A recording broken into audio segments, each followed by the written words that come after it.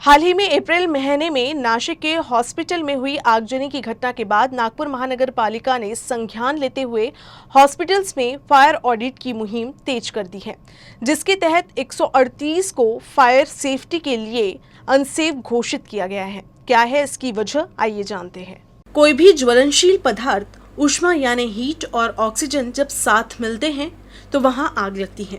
आग के लिए जिम्मेदार इस त्रिकोण में से एक को हटा दिया जाए तो आग को बुझाया जा सकता है। इसके लिए फायर डिपार्टमेंट द्वारा लोगों को ट्रेनिंग दी जाती है कि कैसे आग लगने पर प्रिकॉशंस लिए जाए जिससे लोगों की जान बचे। नागपुर महानगर पालिका के फायर डिपार्टमेंट द्वारा हॉस्पिटल्स में स्टाफ को ट्रेनिंग दी जाती है, वही रोजाना मुआयना किया जाता है। एनएमसी के फायर डिपार्टमेंट की चीफ ऑफिसर राजेंद्र उचके ने बताया कि कोविड काल में ही हॉस्पिटल्स में फायर इंसिडेंट बढ़ने लगे थे, जिसके बाद गवर्नमेंट द्वारा ऑडिट के निर्देश मिले।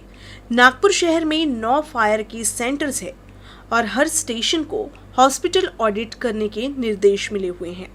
अभी तक 255 हॉस्पिटल्स का मुआयना किया जा चुका है, जिनमें अधिकतर हॉस्पिटल्स ने प्रिकॉशंस लिए हैं। अन्य शहरों के मुकाबले नागपुर की स्थिति अच्छी है, लेकिन बी सर्टिफिकेट कई हॉस्पिटल्स ने अभी तक फायर डिपार्टमेंट को जमा नहीं करवाया है, जिसके लिए फायर डिपार्टमेंट द्वारा 138 हॉस्पिटल को अनसेफ डिक्लेयर किया गया है। फायर फाइटिंग का जो सिस्टम है वो इस तरीके से होता है कि जैसे ही water based fire fighting system, आपको लाल पाइप या वाटर बेस्ड जितने भी सिस्टम वहाँ पर लगे हुए होते हैं, खोलते ही प्रेशराइज पानी आना चाहिए।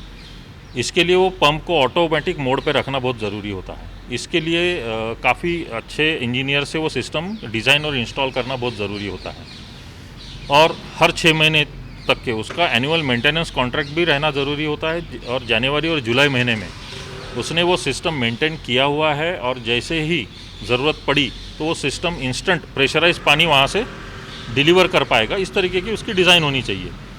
इसकी ही पूर्तता करता है वो बी सर्टिफिकेट कि सिस्टम मेंटेन किया गया है, टेक्निकली साउंड कंडीशन में है और जब भी ज़रूरत पड़े उपयोग में लाने योग्य है। तो ये बी सर्टिफिकेट जब तक कि हमें नहीं मिलता है तो हम लोग उसको अनसेफ ट्रीट करते हैं। सर, हालिया हमने देखा है कि वाड़ी में हॉस्पिटल में आग लगी थी। ऐसे इंसिडेंट्स को रोकने के लिए फायर डिपार्टमेंट द्वारा कौन से कदम उठाए जा रहे हैं? जैसे आपने जो वाड़ी के हॉस्पिटल का उदाहरण दिया है, तो उसके चलते हम लोगों ने देखा है कि जो स्टाफ है वो ही फर्स्ट रिस्पॉन्डर है, और जो फायर फाइटिंग सिस्टम हॉस्पिटल ने लाखों रुपए खर्च करके लगाया हुआ है, अगर वो सिस्टम उसका स्टाफ अगर यूज़ नहीं करेगा तो उस सिस्टम का कोई महत्व नहीं रह जाता। फायर ब्रिगेड के व्हीकल को पहुंचने में शहर में आज भी 20 से 25 मिनट का समय लगता है, ये एक सत्यता है। इसको मद्देनज़र रखते हुए जब आग की शुरुआत होती है और वो अपने सामने किसी को समझ में आता है कि यहाँ फायर शुरुआत हो चुकी है, तो फायर फाइटिंग जो मेजर्स वहाँ लगे हुए हैं उसका उपयोग, उसका ट्रेनिंग वहाँ के स्टाफ को होना बहुत ज़रूरी है।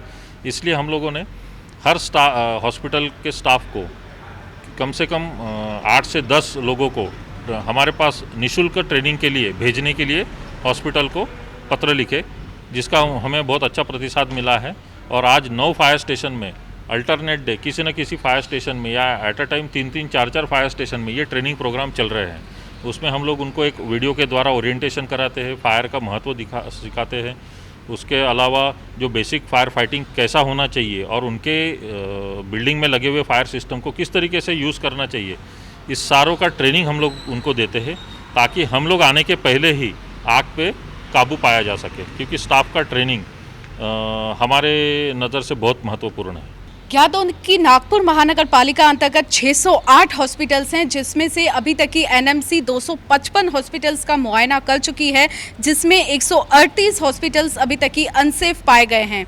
आगजनी की घटना काफ़ी सीरियस होती है। इसी के मद्देनजर रखते हुए एनएमसी द्वारा ट्रेनिंग कैंप्स लिए जा रहे हैं। हॉस्पिटल्स को, स्टाफ को ट्रेनिंग दी जा रही है कि किस तरह से इसको जल्द से जल्द काबू में पाया जा सके, और ये मुहिम काफ़ी सराहनीय है। वीडियो जर्नलिस्ट मिलन हिफ्से के साथ निशा पंजवानी, यूसी न्यूज़, नागपुर।